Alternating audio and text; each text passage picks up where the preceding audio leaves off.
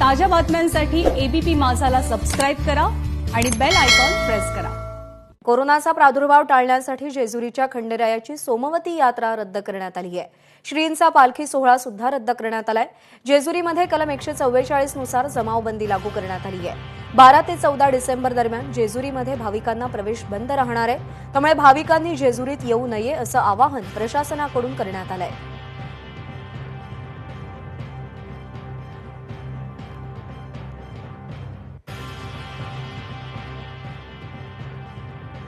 सोमवती अमावास्या यात्रेनिमित्त आज ग्रामस्थ खांदेकरी मानकरी पोलीस अधिकारी देवसंस्थान विश्वस्त यांची संयुक्तिक बैठक झाली।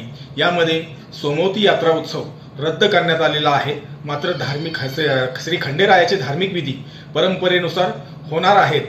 जेजुरीमध्ये भाविकांनी कोरोना महामारीचा प्रादुर्भाव टाळण्यासाठी जेजुरीमध्ये भाविकांनी देवदर्शनासाठी 12, 13 आणि 14 डिसेंबर रोजी येऊ नये असे आवाहन सर्वांच्या वतीने करण्यात आलेले आहे।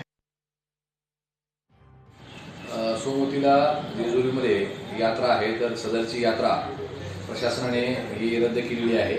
माननीय जिल्हाधिकारी यांना त्या प्रकारचा आदेश पाठवलेला आहे। इतर गावातील, राज्यातील, जिल्ह्यातील भाविकांना जेजुरीमध्ये बंदी करण्यात आलेली आहे। त्यानंतर जमावबंदी आदेश लागू करण्यात आलेला आहे। सोमवती अमावस्येची जी काही पालखी निघते तो पालखी सुद्धा आम्ही रद्द करण्यात आलेली आहे।